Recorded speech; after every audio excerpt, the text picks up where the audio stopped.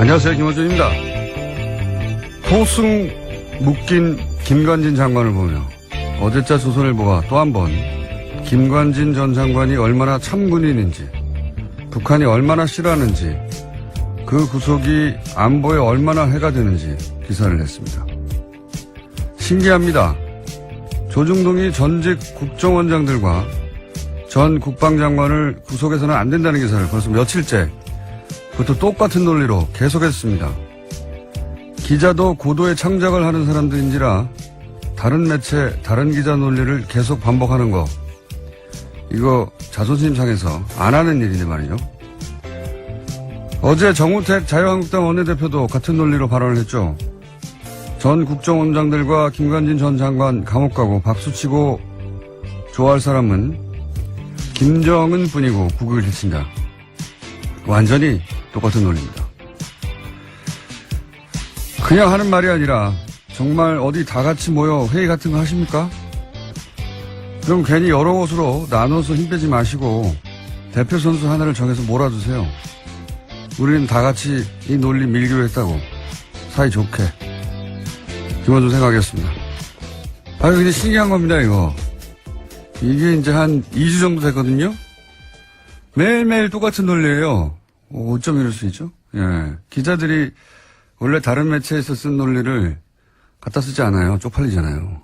예. 기자도 자기 분야 선수들인데. 이렇게까지 반복하는 거는 정말 회의를 같이 한다. 뭐 그건 아직 확인된 사실은 아니기 때문에요. 아니면 예. 같은 곳에서 주문 생산을 했거나, 예. 그렇게 생각할 수밖에 없지 않겠나. 그리고 반복 논리가 참군인이다. 북한이 무서워한다. 이런 건데, 이게 우리 사회의 여론 지형을 수십 년간 손에 쥐고 있었던 이 막강한 조중동인데, 이렇게밖에 못하나 좀 짠하기도 해요, 저는. 예. 저라면 제가 김관진 전 장관을 옹호해야 된다면 이렇게는 안 합니다. 예. 옹호 안 하실 거잖아요. 해야 한다면. 예. 어떻게 할지는 뭐 영업비밀이고요. 어쨌든 누가 개발한 논리인지 이거는 적어도 20년 정도는 시대에 뒤떨어진 감각이에요. 예. 아, 김정은이 무서워한데, 와, 정말, 그렇게 훌륭한 군인 감옥에 가, 안 돼, 큰일 나. 그걸 읽고 누가 그렇게 생각합니까? 와. 요즘 시대에 그런 기사를 읽고 그렇게 생각할 거라고 진짜 생각하며 그런 기사를 낸 거라면 정말 큰일 난 거는 김관진이 아니라 조중동이에요. 예. 큰일 났어요.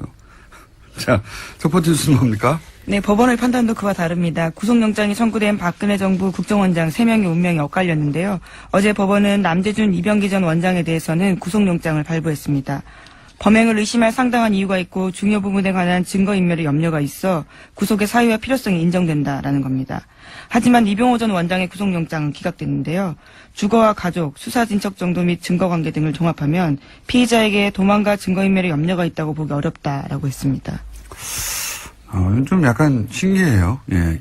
뭐랄까요. 이상하다기보다는 신기한 것이 기간도 제일 길고, 그죠? 크게 논란이 된 청와대 여론조사. 네, 소위 진박감별 여론조사라고 하죠. 5억 원 들었습니다. 불법 여론조사도 이때 나왔고, 왜 이분만 기각이 됐는지 제일 고령이라서 그런가요? 실제로 가장 나이가 많은데요. 1940년생입니다. 하지만 다들 비슷하게 나이가 많습니다. 1940년대생이어서요. 존재감이 없어서 그런가요? 예. 이 의문은 저희 영장실질심사 해설 담당 판사 대기 중이십니다. 이정열 전 판사 잠시 연결해 보기로 하고요. 다음 뉴스는 뭡니까? 네, 관련한 오늘 아침에 경향신문 보도가 있는데 검찰이 박근혜 전 대통령의 서울 내곡동 자택 매입에 국정원 특수활동비가 쓰였을 가능성을 수사 중이라고 합니다. 현재 수사팀은 박근혜 전 대통령 내곡동 자택 거래에 관여한 인사를 참고인 조사했습니다. 아, 그것도 조사 중이군요. 예. 이건 뭐 조사 중이고, 많은 사람이 의혹을 가졌던 뭐 의상비라든가 시술비라든가 뭐 미용비, 주사 비용, 만약 이런 데 쓰인 게 정말 드러나면, 이건 뭐랄까요. 보수가 이미, 땅바닥까지 가라앉았는데, 이게 지하로, 예, 제어로 들어갈 사안인데. 그렇죠. 국가 안보와 관련되어 있는 활동비였는데요. 그걸 네. 사사롭게 사용했다. 간첩 잡으라는 돈으로 머리를 올린 거잖아요. 예. 네, 이미 검찰에선 사적으로 사용했다라는 부분들은 밝혔습니다. 구체적 그러니까요. 용처를 밝히지 않았을 뿐인데요. 검찰은 뭔가 잡고 있는 건데, 예. 아마 이제 그것도 곧 드러나겠죠. 자, 다음 뉴스는 뭡니까? 네, 뿐만 아니라 관련된 이야기가 또 있습니다. 자유한국당 최경환 의원이 박근혜 정부 국정원의 특수활동비 1억 원을 받은 정황이 나왔습니다. 이것은 당사자의 증언들이 있는 건데요. 이현수 전 국정원 기조실장이 진술한 바입니다. 또 구체적인 증빙 자료도 냈다라고 하는데 검찰은 이런 정황을 토대로 해서 이병기 당시 국정원장에게도 이 사실을 확인했습니다. 이 전 원장 역시 특수활동비에서 1억 원을 전달해야 한다는 요청을 받고 이를 승인했다라고 진술했다고 하는데요. 당시에 최경환 의원은 경제부총리 겸 기획재정부 장관을 맡고 있었습니다. 그렇군요. 최경환 의원은 그런 적 없다고 부인하고 있고요. 예, 심지어 CBS 보도를 보면요. 사실이라면 동대구역에서 할복자살 하겠다라는 이야기까지 했다고 합니다. 그런 얘기 잘 합니다, 원래. 그래놓고 할복한 사람 하나도 없어요. 권영애 전 국정원장, 예. 예, 안기부장. 안기부 시절에. 예, 그렇죠. 예. 그분이 20여 년 전에 할복이라고 언론을 보도했지만, 예. 연필 깎는 칼로 살짝, 표피만 긁은 적이 있습니다. 그걸 할복한 분은 아무도 없고요. 어쨌든 부인하고 있는 상황이고요. 근데 이제, 계좌 추적이 필요 없다고 하니까, 예. 물증은 확실한 것 같습니다만, 당사자는 부인하고 있습니다. 다음 뉴스는요? 네, 또 다스와 관련된 보도도 있습니다. 어제 JTBC가 한 내용인데요. 다스의 비자금과 관련해서 이명박 전 대통령이 개입한 정황이 구체적으로 나왔습니다. 2008년 초에 당선인 신분이었던 이명박 전 대통령이 손수, 비자금 수습 문제를 지시했다라는 건데요. 관계자의 증언이 나온 겁니다. 관련해서 회의를 같이 한 인사인데요. 이명박 당시 대통령 당선인이 친형 이상은 다스 회장의 아들 이동현 씨와 다스 간부 A 씨를 만났다라고 합니다. 이 자리에서 특검팀에서 찾는 비자금 얘기가 나왔다라고 A 씨가 증언을 한 건데요. 이명박 전 대통령이 야 그럼 네가 가서 좀 해봐, 잘해봐 이런 식으로 지시했다라고 합니다. 관련해서 이제 특검이 그 비자금을 덮으라고 얘기했다. 이 보도도 나왔죠. 네, 그 A씨의 연속한 증언인데요. 다스 계좌로 입금하고 확인서를 제출하라고 특검에서 120억 원과 관련돼서 이야기했다라는 말을 들었다는 겁니다. 하지만 당시에 특검팀에서는요. 그 해자 비자금이 누구의 것인지 더 이상 추적하지 않고 수사 결과 발표에도 일체 포함시키지 않았다라고 합니다. 아, 이거 굉장히 중요한 뉴스입니다. 예, JTBC가 또, 한 걸음이 아니라 한 두세 걸음 정도 나간 보도라고 보는데, 물론 그 시작은 뉴스공장입니다. 네. 시사인과 함께 했습니다. 네. 밝혀놓고, 이게 굉장히 중요한 의미가 있는 것이, 비자금을 찾았다 특검이 당시에 하는 보도는 이미 오래전에 나왔죠. 근데 이제 그 비자금 처리 방식을 특검이 제시했고, 돌려놓으라 이거죠. 예. 그걸 찾았는데 왜 돌려놓습니까? 예. 그 정도 금액이면 모조리 다 구속해야 되는 사안이거든요. 액수가 커서. 그랬는데, 그 돌려놓으라고 특검은 제시했고, 돌려놓기 위한 작업은 이명박 전 대통령이 지시했다. 일타쌍피 전문용어로. 예. 비자금 주인이 다수주인이죠. 예. 비자금 주인이 이명박 전 대통령의 가능성이 매우 매우 높아진 거고, 그리고 그 비자금을 숨기는 범죄에 특검이 연루됐다. 이렇게 되면 당시 정호영 특검 핵심 인사들은 처벌될 가능성 또한 높아졌죠. 예. 네, 그때 꼬리곰탕 한 그릇 먹고 수사를 끝낸 바가 있는데요. 이명박 전 대통령에 대해서는요. 예, 당시 한창 바쁜 당선인 시절이었는데도 불구하고 비자금 이야기를 직접 챙겼다라는 겁니다. 예. 이거 왜 자기가 주식도 없는데 그걸 챙깁니까? 예, 말도 안 되고요. 그리고 다스의 소유주는 이상은 회장 이라고 하는데 이동영 씨는 그 아들이란 말이죠. 회장 아들이에요. 소유주의 아들. 아들이 그때까지는 다스에 일을 안 했거든요. 예, 안 했어요. 전혀. 그러다가 주식이 하나도 없는 이제 이명박 전 대통령이 다스에 가서 일하라고 그때 얘기를 한 겁니다. 그때부터 일을 한 것이고, 이게 말이 안 되는 게 말이죠. 이 재벌들의 재산 분쟁은 더 살벌해요. 무슨 롯데 왕자의 나이나 예전 현대 왕자의 나이나 삼성 이건희 회장하고 이맹희 회장하고 싸운 거 보세요. 예. 부모 자식도 없어요. 싸울 때. 그런데 뭐 친절하게 이렇게 주식이 하나도 없는데 그 회사에 가서 일하라는 말을 주식이 없는 사람이 왜 말을 합니까? 예. 그리고 가서 하라고 했던 일이 비자금 좀 처리하라고. 정황은 이제 차고 넘치고, 제가 보기에는 다스는 누구 겁니까?에 대한 답. 빙산의 한 절반 정도는 수면 위로 올라와 있다, 쑥. 예. 절반 이상이라고 보긴 하는데, 여기서 이제 한 가지, 우리끼리의 쟁점은, 이게 사실 주진우 기자가 2달 전에 뉴스공장에서 처음 공개했던 그 문건에 나온 계좌거든요. 근데 주진우 기자는 이 문건이 특검이 무모한 120억이 아니다. 라고 본인은 생각하고 있고, JTBC는 특검 비자금이다, 그게. 라고 판단하고 있는데, 이건 머지않아 검찰이 밝힐 거라고 봅니다. 근데 중요한 건 그게 아니고, 예. 이쪽 비자금이나 저쪽 비자금은 다 불법 마찬가지거든요. 예. 그 처리를 특검이 제시했고, 그리고, 이명박 전 대통령이 제시된 길대로, 예. 소유주의 아들들로 가서 해결하라고 했다. 본인은 주식도 없으면서. 그때 그 회의 자리에 같이 있었던 사람이 바로 증언을 한 내용입니다. 그러니까요. 동석했던 예. 간부가 증언했던 거고. JTBC가 굉장히, 예. 3걸음 정도 나갔다. 예. 한 걸음 더 들어간 게 아니라. 예. 하지만 현재까지 특검 관계자들한테는 여러 차례 연락을 했는데 어떤 답변도 듣지 못했다라고 합니다. 예. 2008년 특검 예, 정호영 관계자들에게 특검이요. 그 핵심 특검보와 핵심 한두 사람 정도는 예, 처벌을 면하기 쉽지 않겠다 이런 생각을 하고요. 예, 이 출발은 다 뉴스공장이다. 다시 한번 강조합니다. 네, 시사인도 계속 같이 기사 썼습니다. 자, 시사인도 가만 한번 팔고 다음은요? 네, 어제 전병헌 청와대 정무수석이 사의를 표시했습니다. 대통령에게 누가 될 수 없어 정무수석의 직을 내려놓겠다라는 건데요. 현재 전 전 수석은 한국 e스포츠협회 자금 이용과 관련되어 있다라는 의혹을 받고 있습니다. 검찰 소환이 기정사실화되면서 이를 앞두고 자리에서 내려온 건데요. 하지만 전 전 수석은 과거 자기 비서들의 일탈 행위에 대해서 다시 한번 송구스럽다면서도 자신의 혐의는 부인하고 있습니다. 이제 수석 사표를 냈으니까, 사직을 했으니까, 이제부터 이제 전병헌 전 수석이 개인이 헤쳐나가야 하는 상황인 거고, 예. 특이점은 몇 가지가 있어요. 이 사건 관련해서. 우선 정권 초에 청와대 수석을 이렇게, 타겟으로 하는 건 제가 처음 보고, 예. 두 번째 특징은, 그런데도 검찰이 청와대와 조율하지 않는 것도 처음 보고요. 예. 청와대 당황했겠죠. 근데 청와대 할 말 있습니까? 검찰을, 그렇게, 조국 수석이 뭐라고 했지? 정확한 표현이 그때 당시.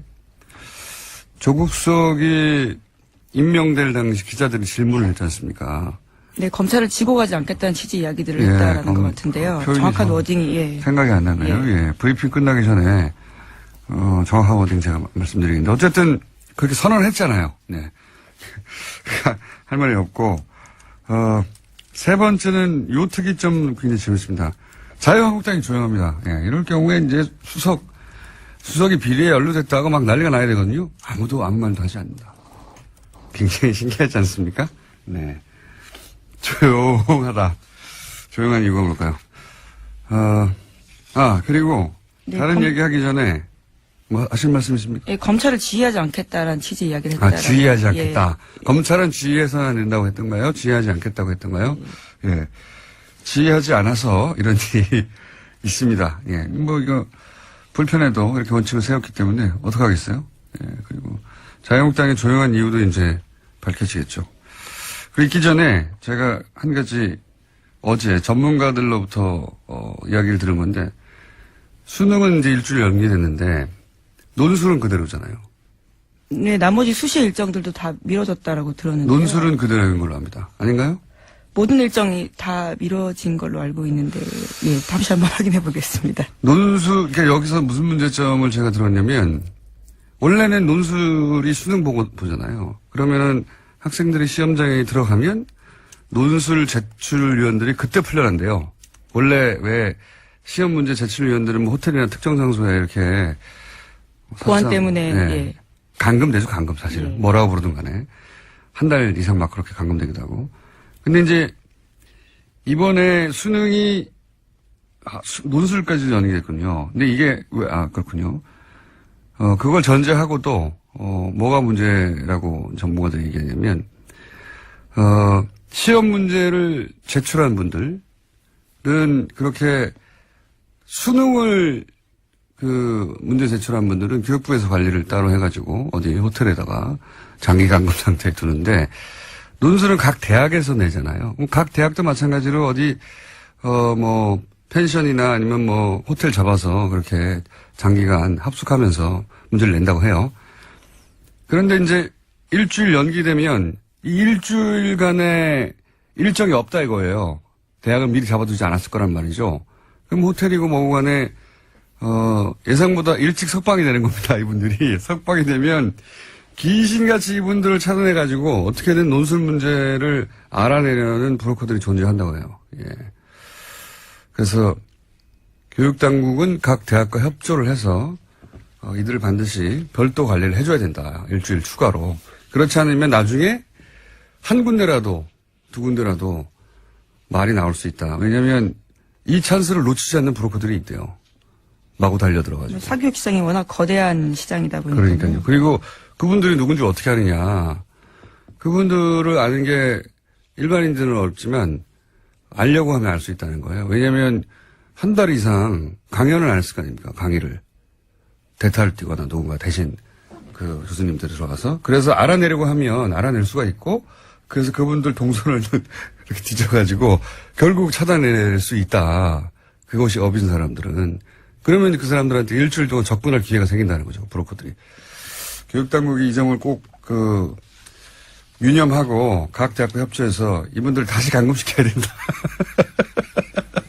꼭 걱정하는 전문가들이 있었다는 사실, 예.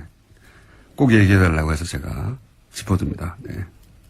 듣고 보니까 그렇더라고요. 예. 이건 뭐 전문가들끼리만 아는, 이야기인데, 듣고 보니 중요해서 제가 언급했습니다. 다음 뉴스는요? 네. 시간이 얼마 없는 것 같은데 그냥 원래대로 쭉 갈까요? 국민의당 안철수 대표가 어제 합리적 진보와 개혁적 보수 중심의 빅텐트론을 언급했습니다. 바른정당과의 연대 통합의 의지를 다시 한번 내비친 건데요. 어제 덕성여대에서 한 강의에 앞서서 이와 같은 강연문을 냈습니다. 재밌는 워딩이 다시 나왔네요. 빅텐트. 요거 잠시 언급할 주시한 내용인데. 오늘 시간이 별로 없으니 짧게 하면, 이거 원래는 제3지대, 지난 대선 때 반기문 꽃가마 시나리오죠, 이게. 예. 근데 이제, 이렇게 되면서 국민의당 호남계 반발이 커지고 있다, 이런 보도가 있는데, 이건 안철수 대표가 한편으로는 바라는 바입니다. 왜냐하면, 호남 정당 이미지로 다음 대권 어렵다고 보고, 반발하는 호남계는 나갈 땐 나가라. 이런 게 깔려 있고요. 게다가 반발해서 나갈 사람도 많지도 않고, 그다지. 예, 안 대표의 생각을 추정해보자면 제가. 또 그 과정에서 어느 정도 탈호남도 된다. 그리고 바른정당 반토막 난 것도 반가운 일이에요. 안 대표 입장에서 보자면. 왜냐면 유승민 대표 걔가 새가 작아지니까 먹힐 일도 없고 보수에게 먹힌다 소리 하면 아니다. 보수가 투항한 거다. 이런 소리 할 수도 있고. 그러면서 또 영호남 화합, 중도 보수. 그리고 나중에는 자유한국당에서 이제 차기 대권 주자가 약하다. 그러면 이탈자 기업에서 등치를 키우고 차기를 노리자. 이런 구상인 거죠. 예. 유승민 대표의 구상도 이제 얘기할 거리가 있고 또 홍준표 대표의 구상도 얘기할 거리가 있는데 그건 오늘은 시간이 좀 부족하니까 다음 시간에 얘기하죠. 하여튼 그런 구상인 것 같습니다. 그 구상대로 되겠느냐 하는 건 별개의 얘기인데 구상은 그런 것 같습니다. 그런 뉴스고요. 끝내야 하니까. 예, 세월호 관련된 소식만 좀 전해드리겠습니다. 네. 세월호 미수습자 가족들이 어제 목포신항에서 기자회견을 열고요. 3년 7개월 만에 세월호 곁을 떠나겠다라고 밝혔습니다. 이로써 단원고 학생 남현철, 방영민 군, 교사 양승진 선생님, 그리고 일반인 승객 권재근, 권혁규 부자가 장례를 치르게 됐습니다. 이게 첫 번째 챕터가 이제 겨우 끝이 난 거죠. 구조, 군안, 수습. 이게 이제 끝난 겁니다, 사실은.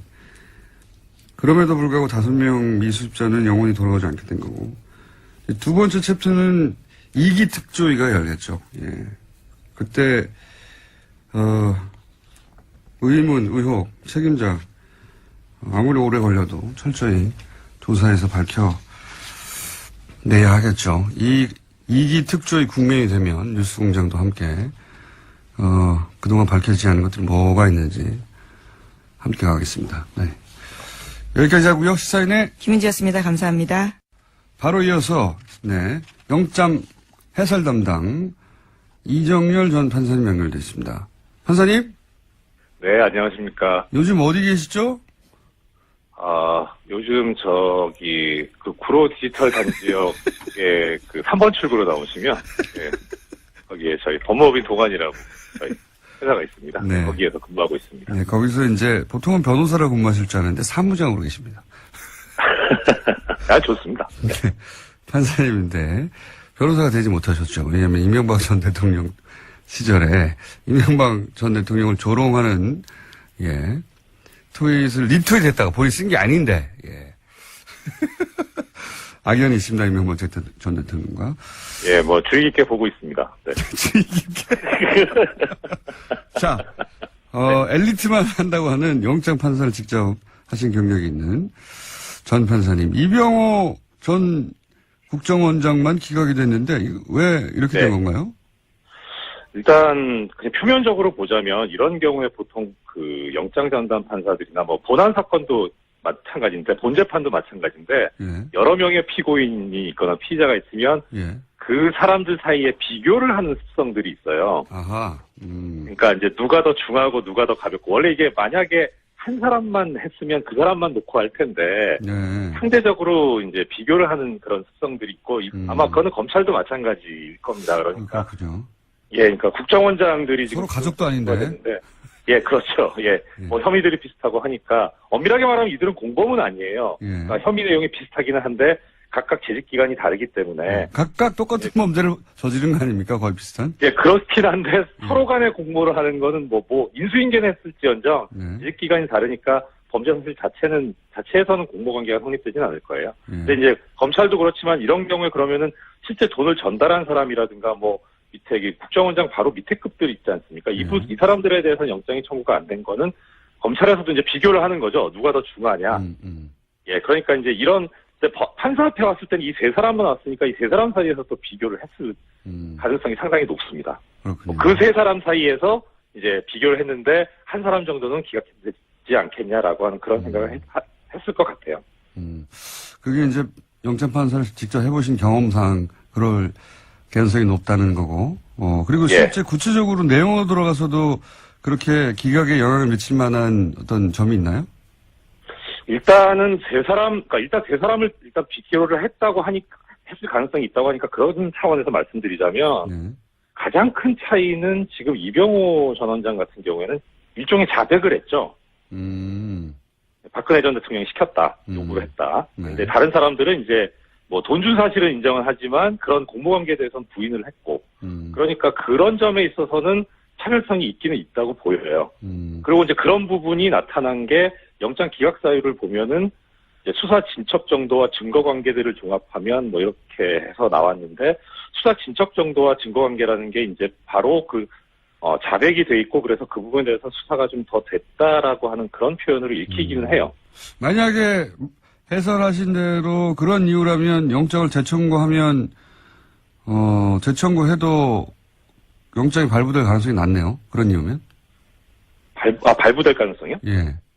아니요, 저는 좀 견해가 다른데요. 그 부분에 대해서는. 그러니까 일단은 자백을 했으니까 더 수사를 해서 받아낼 거는 이제 이 사람한테서는 없고, 그러니까 부인을 했으면 다른 증거를 대면서 추궁을 할 텐데, 자백을 했으니까 결국 공범 관계에 있는 박근혜 전 대통령만 조사하면 되지 특별히 더 조사할 필요가 있어 보이지는 않아요.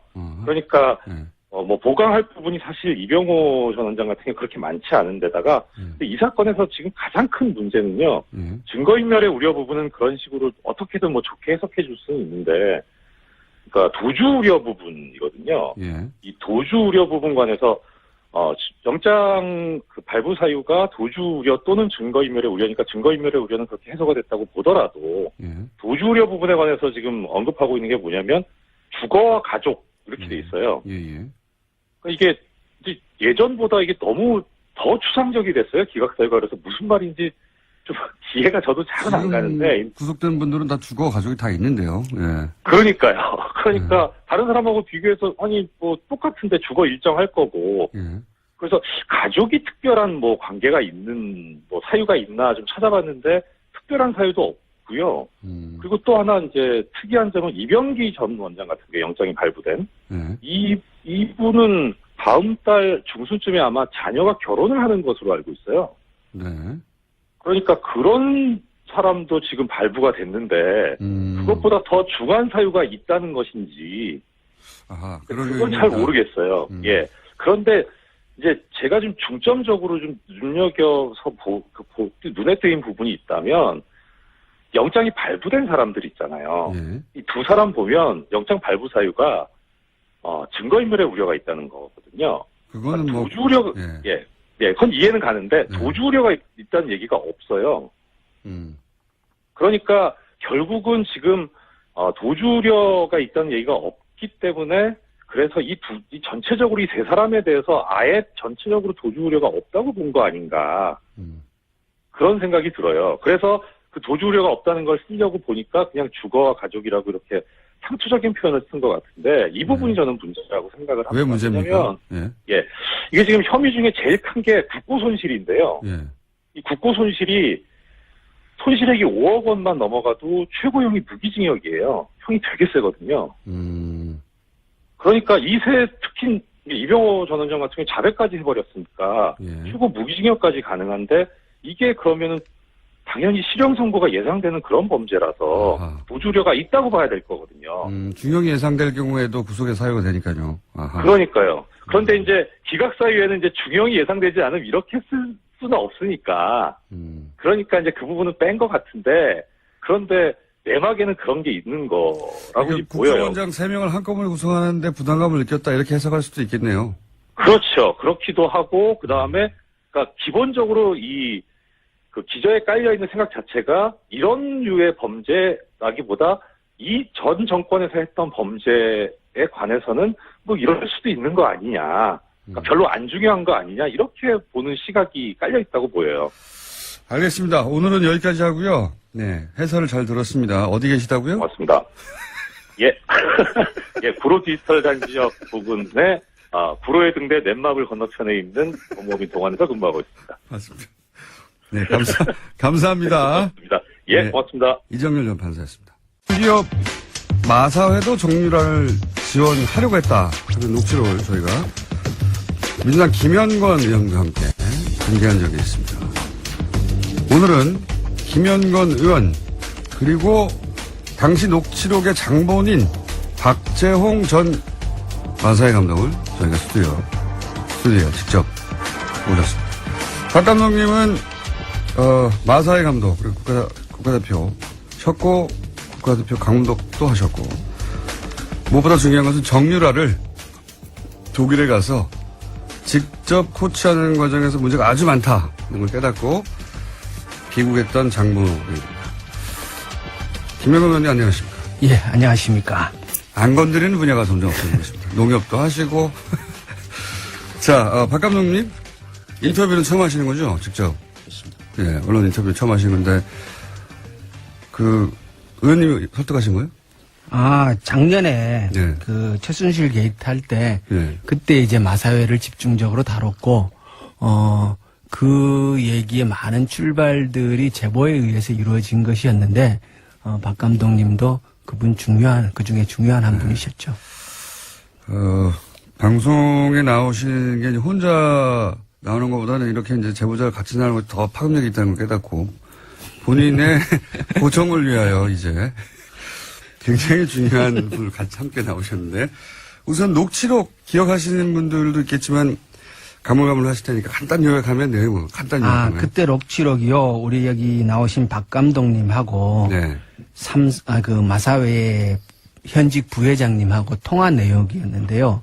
그러니까 박 감독님이 들어오셔갖고 해고가 되잖아요. 네, 독일에서 네. 한국으로 들어온 다음에 해고가 되죠. 해고가 되는데 그 해고되는 경위에 대한 일종의 항의가 있었는데 그 통화 과정에서 중요한 건 뭐냐면 그때까지만 해도 중장기 로드맵에 의한 정유라의 승마 지원에 관한 서류상의 문서만 있었어요. 예. 그리고 그 문서 내에 돈을 얼마를 지원한다라는 계획이 있었는데 그 녹취록에서 실제로 그 돈을 지원하기 위한 협의가 오고 갔었다는 것. 그러니까 예.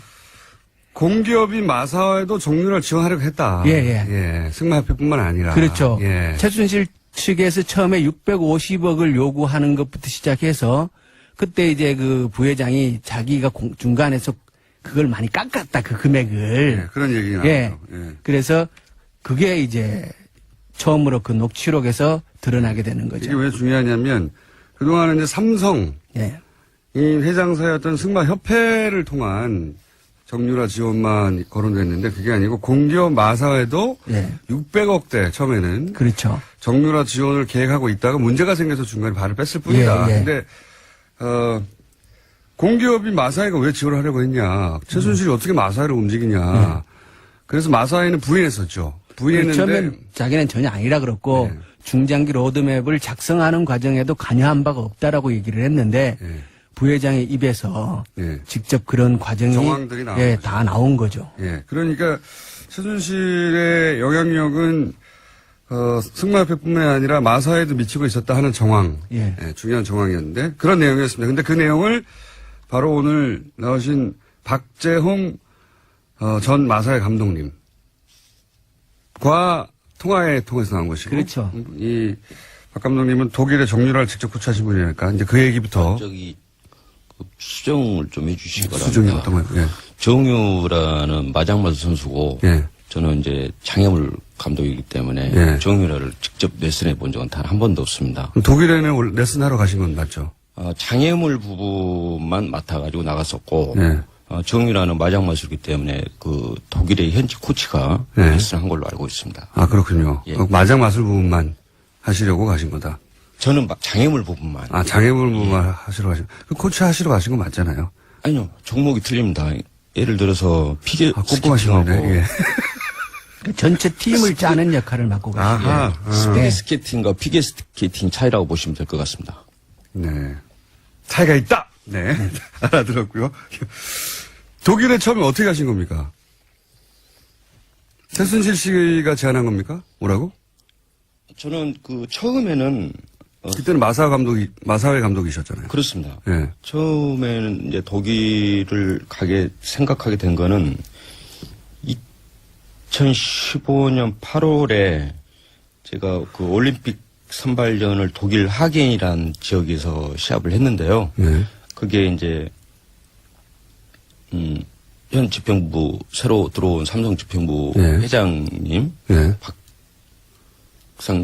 박상진 회장님하고 황성수 부회장 그다음에 박원호 전 전무이사를 해가지고 그쪽으로 왔었어요. 그다음에 그때 현 전무이사인 김종찬 전무이사도 왔었고요. 네. 굉장히 그래가지고 꼼꼼하신 분이군요. 날짜와 이름과 다 등장하고. 막 특검에서 하도 이거를 이야기를 하다 보니 조금 제가 숫자에 좀 둔한데 좀 다 외우셨군요. 납니다. 예. 가지고 저는 이제 그 격려차 올림픽 선발전이 그러니까 보통 그런 경우가 많이 있으니까. 아, 삼성 회장단이, 그러니까 승마협회, 그 간부들이, 내가 올림픽에 나가는 걸 응원하러 왔구나, 이렇게 생각하셨어요. 예, 당연히 그렇게 생각하고. 당연히 그렇겠죠. 예. 그날 저녁에 이제 그 부회장 전체적으로 이제 같이 회식을 했는데요. 예. 그 자리에서 혼자 고생 많이 했다. 예. 다음번에는 그 단체전을 만들어가지고. 예. 도쿄올림픽에서 한번 열심히 예. 한번 해봐라. 예. 그래서 너무 고무적으로 받아들였고 너무 삼성전자 기분이 사장 좋았죠. 와가지고 막 하니까. 그죠? 예, 그래서 90년대 후반에 삼성에서 스폰했을 때 또 그때 승마 기술 상승이 네. 우리가 그나마 아시아에서 유지해 왔는데 이번에 또 한번 기회가 되는구나. 저는 그렇게 상당히 기쁘셨겠네요. 예, 희망적으로 생각을 했어요. 그런데 알고 보니까. 그렇죠. 이제 나중에 알고 보니까 그 시기 전후로 해가지고 코아스포츠하고 예. 삼성하고 계약한 시기였더라고요. 예. 그래서 그 승마 저한테 스폰하러 온 게 아니고 예. 계약하러 왔구나 그렇게. 정유라 계약 때문에 온 됐습니다. 걸 나중에 알게 됐다. 그러면 그때 삼성에서 이 정유라 선수를 맡아달라고 한 건 아닐 거 아닙니까? 언제 처음. 그런 이야기는 없었고요. 예. 저는 이제 장애물 전문이니까. 예. 지금 뉴스나 여기 언론 쪽이 보면은 장애물과 마장맛을 구분을 못해요. 완전히 다른 종목이에요. 수없이 이야기를 하는데도 좀 죄송하고요. 어쩔 때는 그건 알겠습니다. 그건 앞으로 제가 구분하도록 노력할게요. 어쩔 때는 무식하다라는 생각이 좀 들만큼. 세 가지예요. 세 가지예요. 장애물. 아니, 그러니까. 다시 한번 말씀드리지만 장애물, 마장맛을. 피겨 스케이팅, 그다음에 스피드 종합. 스케이팅. 예. 알겠는데요. 최순실 씨 제안으로 독일에 가신 겁니까? 이 질문 아직 답을 못 들어가지고. 예, 그래서 이제 저는 상당히 좋은 쪽으로 생각을 했고, 네. 한번 기회가 더 되는구나. 승마계가 이로 인해서 한 번 더 상승할 수 있는 기회라고 생각을 했고. 박 감독님, 제가. 때 얘기를 해주세요. 예, 예, 박 감, 그리고 아니, 그 말씀드렸다 보니까 앞으로 한 4번 정도 더 출연하셔야 될 것 같아요. 아니요, 저 오늘만 하겠습니다. 저는 생각보다 바빠요. 저기 마사에서 잘린 이후에. 아니, 그 최순실 씨가 처음 제안했냐고요, 감독님. 아무튼 어쨌든 현명관 회장한테 해고를 당하고 그 위에 바쁩니다. 여기저기 nelson 할 때도 많고. 아니, 그러니까 독일, 오늘만. 알겠는데요. 예. 독일에 최순실 씨가 제안해서 가셨습니까? 최순실 씨가 다이렉트로 제안한 건 아니고요. 예. 그 회장 이 답을 넣는데 10분이 걸렸네요. 승마협회 회장님이 그렇게 이야기를 하셨고, 아하. 그다음에 예. 한국으로 그 올림픽 선발전을 끝내고 한국으로 돌아와가지고, 예. 그때는 이제 이제 박원호 전무님 대한승마협회 이쪽에서 제안을 했었고, 그다음에 나가게 되게 된 시기에 최순실로부터 전화가 왔었습니다. 아, 최순실한테. 예, 최순실 씨한테 독일을 직접. 좀 나와달라라고 나와달라. 전화가 와가지고, 저는 이제 그때 이제 최순실 씨한테 유연이 엄마라고 이렇게 이렇게 네네. 했을 텐데. 예. 학부형으로 보신 거죠, 그러니까. 그렇죠. 학부형. 승마 선수의 학부형 정도로 보신 그렇습니다. 거죠. 예. 그렇습니다. 처음에는. 예. 나와달라고 그래가지고 제가 공기업의 감독인데, 누가 나오라고 한다고 해서 나가고, 네. 그렇게 할 수는 없고, 좀 공식적인 절차를 좀 거쳐야만 할 수 있다. 네. 알고는 있다. 지금 나가야 되는 상황이라는 걸 알고는 있는데, 네. 좀 절차를 좀 거쳤으면 좋겠다라고 이야기를 했더니, 좀 잠깐 기다려라고, 그리고 전화를 끊고 한 5분 내에 다시 전화가 왔어요. 가지고 다 이야기가 됐으니까 나와라고. 오. 5분 만에. 5분 만에. 예, 그거는 승마협회 혹은 마사회하고 얘기해야 한다고 하는데 5분 있다가 다 얘기되다고. 예. 그래서 알겠는데 네. 무슨 이야기인지 알겠습니다. 하지만은 최순실 씨가 내한테 이야기를 하는 거 그렇다고 해서 내가 5분 만에 이야기 끝났다고 이제 이야기 끝났다 바로 나가는 수는 없지 않습니까? 공식적 문서가 있고 예, 회장이 마사회 회장님이 오케이를 사인을 해야 제가 그렇죠. 부하 당연히. 직원으로서 가는 거잖아요. 마사회 절차상. 감독인데. 예. 그래야 됩니다. 그랬더니 다시 한번 기다려라고 하고 다시 또 재차 전화를 한 5분 있다 다시 왔어요. 네. 다 현명관 얘기했다고. 회장이 오케이 했으니 걱정하지 말고. 5분 만에 예. 현명관 회장이 오케이 했다고. 예, 걱정하지 말고 내일 가면은 내일 가면 예, 가라고 할 거라고. 가라고 할 그러더라고요. 거라고. 야. 그래서 대단하네요. 그다음에 갔더니 가라고 하더라고요.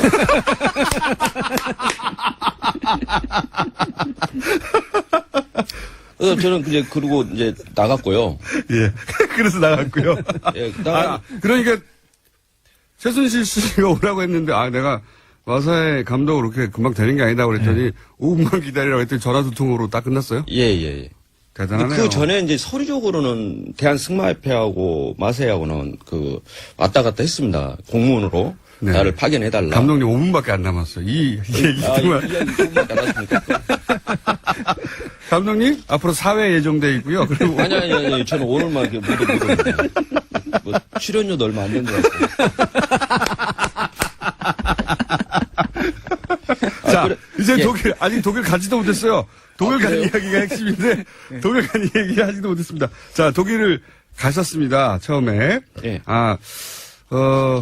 그때는 이렇게 생각하셨겠네요. 이 학부형인데 좀 힘이 좀 세구나. 예. 좀, 감사하게 생각했죠. 그렇죠. 예. 감사하게 생각하셨고. 근데 독일을 딱 가셨습니다. 가셨을 때 느낀 건 뭡니까? 맨 처음에는. 그때 말도 없고 선수도 없다고 얘기한 걸로 제가 인터뷰에서. 물론이죠. 이제 제가 이제 가가지고 준비 단장이라고 이제 공문으로는 준비 단장으로 나갔으니까 가 준비를 제가 좀 해야 되니까 선수들도 오는 거 준비하고 말도 좀 준비하고 그 부분은 제가 이제 해야 될 부분이라고 생각했기 때문에 가셨는데. 예, 갔는데 말도 좀 보고 다니고 말차도 보고 다니고 그랬어요. 말차. 예, 구입해달라고 하고 그랬는데 전혀 안 되는 거예요. 진행이 안 됐어요? 예, 진행이 전혀 안 됐고, 저 같은 경우에, 또 말 자체를, 분댄스 챔피언십에서 2등한 말을 제가 어렵게 그 선수, 그 친구인, 승마 선수 친구인 올림픽 금메달이 한 7, 8개 갖고 있는 친구와 말인데 그쪽을 연결을 해가지고 좀 잡아놨어요, 말을. 금방 삼성에서 하니 좀 기다려라. 금방 살 테니까 다른 데 팔지 말라. 근데 그게 한 3개월 정도 미뤄질 정도로. 진행이 안 됐어요. 예, 진행이 안 됐고, 그것 때문에 이제 되게 이제, 최순실하고도 직접 통화를 했었고, 박원호 씨하고도 이제 중간 역할이 이제 박원호 씨다 보니, 박원호 선배님하고도 이제 되게 서로 소원할 만큼, 그 다음에 좀 다투기도 많이 하고. 승마협회 전무. 예, 예. 전무죠, 전. 전무. 예. 당신은 전무. 예. 예, 예. 당시 전무 아니었으면 그 전 전무였습니다. 네, 죄송하고요. 진짜 네. 궁금하시네요. 네, 정확하게 좀 해줬으면. 네, 정확하게 하도록 하겠습니다. 그러면, 할 얘기 굉장히 많은데 아직 진도가 안 나가지고, 지금 하신 얘기 중에, 최순실 씨 처음에는, 이게 이런 높은 사람들을 잘 아는 힘 있는 학부형이구나. 뭐 전화 한 통으로 다 되네? 이렇게 생각하셨다가, 혹시 그 생각이 바뀌게 되는 계기나, 이건 무슨 이상한데? 이렇게 생각이 바뀌신 거는 어떤 일을 통해서입니까? 저는 이제 이제 약간 소문이라고 하면은 좀, 소문이라고 말하기는 싫은데 사실은 이제 그 전에 좀, 최순실 씨가 상당히 실권이 있다라는 이야기는 간혹 들었었습니다. 저 사람 실세다. 예, 실세다. 그래서 뭐, 청와대 실세다. 예, 뭐 저는 이런 뭐 거. 그래봤자. 그래봤자. 아주머니가 보기에도 별로 힘도 없게 보이고 별로 그런 쪽으로 생각을 안 안 했죠. 하다가. 예, 다만 최순실 씨가 딸이 승마 선수 생활을 하면서 우리 승마계에 만약에 본인 어떤 뭐 삼성이라든가 무슨 그런 스포를 가져온다면 고맙다. 저는 상당히 고마운 쪽으로 생각을 했었죠. 그렇게 생각할 수 있죠. 예, 그렇게 했었는데, 그냥 좋은 쪽으로만 생각을 했습니다. 처음에는. 좋은 관계였고요. 그런데, 근데 이제 독일 가가지고 처음에 이제 말을 구입하려고 하니까 말도 안 사고, 그다음에 선수가 있어야 레슨을 하고, 뭐 올림픽을 지금 선수도 없고 말도 없는 뭘 하겠습니까? 그래서 선수 보내달라고 하면 이 선수는 안 된다. 저 선수는 뭐 된다. 그거 된다고 그래가지고, 그러면 너 전화해가지고, 우리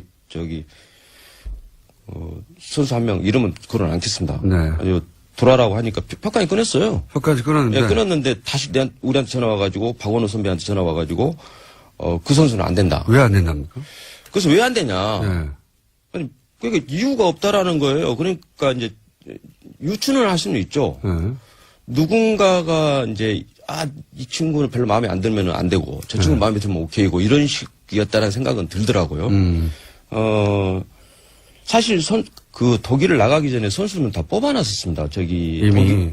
독일을 좀 같이 전지훈련할 친구들은. 예, 객관성이라고 합니까? 객관성을 좀 객관적으로 실력 있는 친구들은. 그거를 하기 위해서 독일의 하벤마이스터라고 88 올림픽 금메달 단체전 땄던 그 친구를 불렀어요. 그 친구가 뽑고 제3자가 뽑고. 저는 이제 살짝 관여를 했죠. 네, 당연히. 그러니까 이 친구에 대해서 뭐 설명해 주는 정도. 가지고 10명을 뽑았어요. 이미 뽑아놨는데. 근데 그 선수들이 제가 원하는 선수 그 10명 안에 있어야 되는데 아무도 안 다른 온다. 선수가 올라오고. 그래서 그것도 나중에는 제가 너무 답답해서 그러면은 좋다.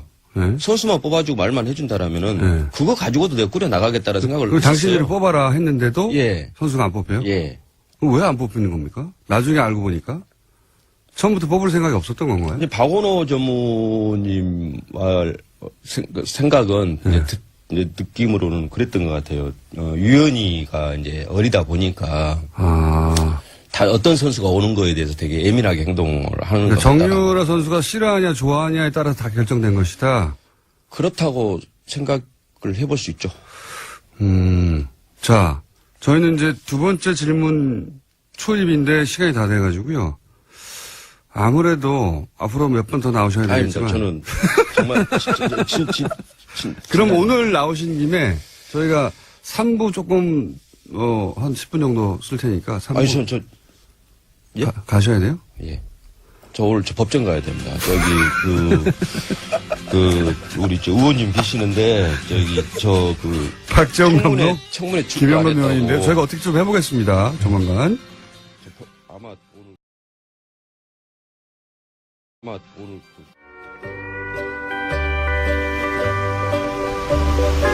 네가 가라 하와이.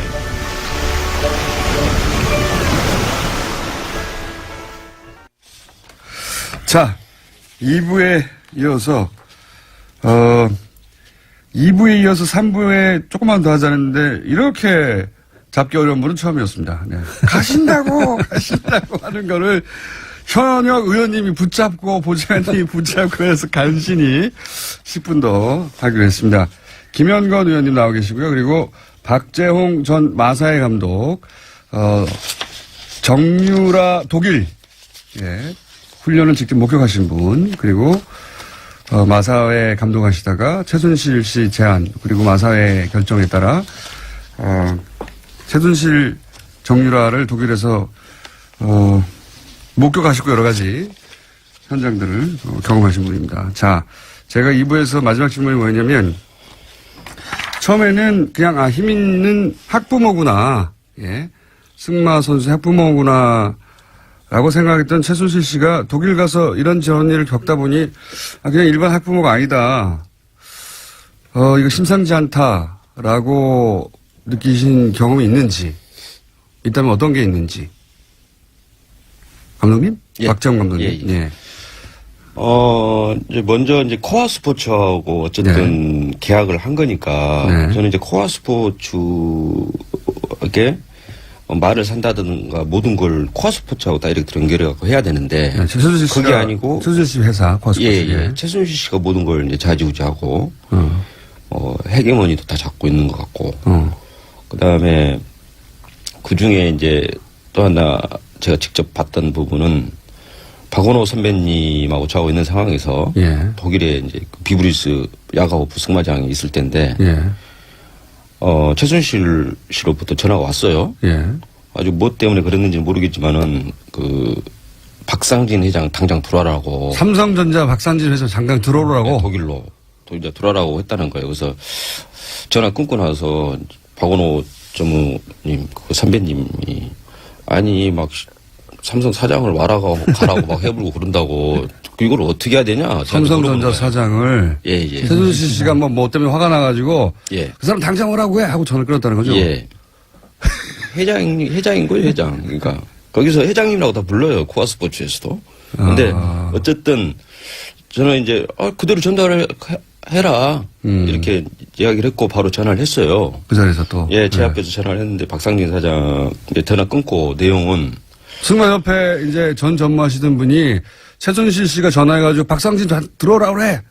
하니까 또 실제로 이거 오라가라 한다 삼성전자 차장 보고 라고 툴툴대면서도 전화를 또 했다는 거죠. 예, 했습니다. 했더니 들어왔나요? 그분들이? 아니요, 이제 그게 아니고 이제 박상진 회장님이 뭐라고 하시냐고 그랬더니 아니 내가 최순실 씨가 와라 간다고 가고 왔다 갔다 하기는 좀 그렇지 않습니까? 그걸 제가 뭐 나이도 아니고 그렇게 이야기를 처음에 했다고 해요. 박원호 씨한테.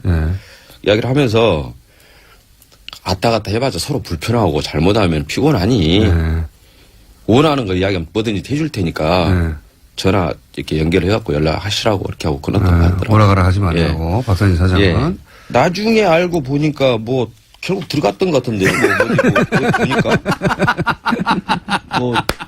실제 갔어요. 네, 실제로 갔었더라고요. 내가 최순실이 오라고 한다고 가는 사람이냐. 아이 참 내 모양 빠지 그러다가 알고 봤더니 왔더라고요. 네. 아니 나중에 내가 저기 언론 어디서 나온 거 보니까 들어갔더라고요. 알겠습니다. 그때 이 최순실 씨가 그냥 일반 학부형이 아니구나. 학부모가 아니구나. 뭔가 이제 권력과 누군지는 모르겠는데 굉장한 힘이 있다 이렇게 생각하셨군요. 예, 이제 그런 부분도 있었지만은 이제 그것보다도 가장 이제 컸던 부분이 제가 철수를 해야 되겠다고 생각했던 부분이 이제 말을 이미 이제 좀 봐놓고 이런 말들을 이제 직접 코아스포츠가 가가지고 그 말을 사야 되는데 뭐 전혀 뭐 그 부분에서 꿈쩍도 안 하니까 뭐 어떻게 할 수가 없고 그로 인해서 이제 박원순 정무이사하고도 상당히 이제 다투기도 하고 막 그런 아정도 되게 싫었고. 그러니까 아까 말씀하셨듯이 선수 선발하는데 그러니까 대표팀의 선수 선발인데 정유라 일개 선수에 불과한 정유라가 싫다 좋다 하는 걸로 막 누군 되고 누군 안 되고. 네, 그런 느낌을 받았습니다. 그래서 그런 것도 말도 안 되고. 예, 그것도 좀 말도 안 되고 그래서 완전히 좀 느낌이 그 실생말로 바지 같은 느낌도 좀 들고. 나름 바지고. 예, 그런 생각 들고 그래서 1월 초에 박상린 회장이 들어온다고 했어요.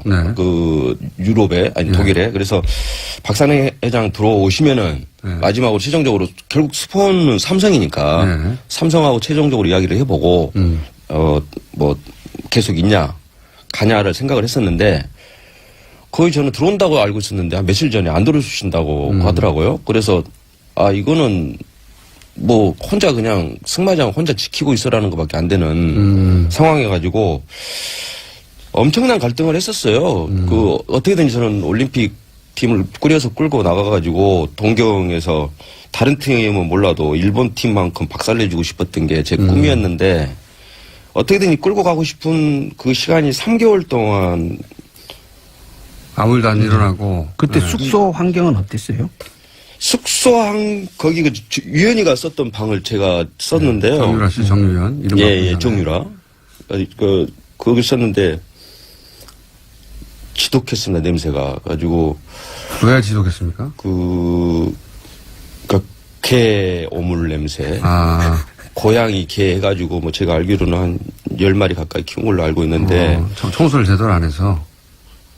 청소를 안 한 게 아니라 제가 봤을 때 방치했다라고 밖에 볼 수가 없고. 걔들 그냥 방치했다. 예, 그럼 방에 가봤더니 침대를 버리고 갔더라고요. 좋은 침대들인데, 뭐, 상당히 고가 침대인데 버리고 갔는데. 그 선수가 훈련을 열심히 했습니까? 제가 이제 그 승마장에서 훈련하는 거를 제가 한두 번 보긴 했습니다. 제가 가기 전에, 정식으로 이제 그 단장으로 가기 전에 그 전에 올림픽 선발전 할 때 저 한 두세 번 거기 갔거든요. 훈련하는 걸 한두 번 보긴 봤습니다. 그래서 내가 유연이 유라한테 직접 이야기하기도 하고 최순실한테 직접 이야기도 하고 그랬는데 저렇게 운동을 해가지고 무슨 놈 올림픽을 나간다고 하냐. 운동이 너무 부실하다. 예. 뭐 정말 하루에 8시간은 말을 위에 앉아 있어야 8시간은 해야지 운동 선수가 되는 거지. 저렇게 해가지고는 어림덥다. 라고 이야기도 하고 했어요. 그리고 최순실 씨도 뭐 나쁘게 받아들이고 그런 게 아니고 뭐 좋게 받아들였던 것 같은 훈련을 느낌이. 안 하니까 제대로. 예. 그러면 이런 거는요. 그때 삼성이면 35억인가요? 그런 그 지원금이 나왔는데 그 돈은 어떻게 됐습니까? 저는 그건 모르죠. 그걸 지원금에 대해서 뭐 그런 부분들은. 그게 결국은 이제 대표팀 운영에 쓰이라고 주어진 돈인데. 그러니까 말도 사야 되고 선수를 보내줘야 되는데. 그걸 저희는 아까도 말씀드린 장애물 쪽인데. 전혀 지원이 안 됐습니다. 저희한테는. 전혀 지원이 안 됐고, 그리고 제가 철수하고 보니까, 그러니까 그 와중에 유연이한테는 이제 이렇게 사고, 이러기는 하고, 그 다음에 그 시기에 호텔도 사고 그랬더라고요. 근데 감독님한테 지원은 없고, 다른 데 쓴 걸로 보여주시더라. 그 돈인지는 저도 모르겠는데. 예, 어쨌든 그 시기였던 것만큼 확실합니다. 그렇군요. 그래서 1월 7일인가 9일 그 사이에 제가 철수를 했죠. 제가 도저히 더 이상 있을 수 없어가지고. 지원도 제대로 안 되고, 선수도 안 뽑아주고. 예. 지금도 짐이 친구네 집에 짐이 지금도 남아있는데, 그냥 일단 간단하게 해가지고 철수를 해버렸습니다. 그 이후에 또, 돌아오신 이후에도 고초를 많이 당하셨어요. 그죠? 그렇죠. 지금 이제 우리 박 감독님한테 좀 관심을 가져야 할 거는, 그러니까 이제 현명관 사장한테 직접 고소를 당해갖고 예. 계속 이제 재판에 불려 다녀야 하고. 예. 근데 이제 제가 최순실 게이트 쭉 하면서 이렇게 보니까 저 힘 있는 분들, 예. 돈 있는 분들이 늘 쓰는 방법이 일단 고소를 해요. 맞아요. 네. 그럼 끌려다녀야 되거든요. 고소를 막 해놓고 자기네는 변호사 내보내고 안 나오고. 맞습니다. 네. 그럼 이제 얼마나 불편합니까? 지금 그러면 박감독- 당하는 네. 사람은 변호사 써야 되죠. 네. 끌려다녀야 되죠. 그렇죠. 검찰 부르면 가야 되죠. 예. 비용도 만만치 않은 데다가 시간 비용 다 예, 걸리고요. 시간 들어가고 정신적인 압박도 크고 그래서 지금 박 감독님도 그걸 당하고 계시고. 그러니까 고소의 내용 그거랑 아까 이제 박 감독 얘기하는 거 보면은 5분 만에 다시 전화가 가지고 현명관 사장하고 얘기 다 됐다. 예.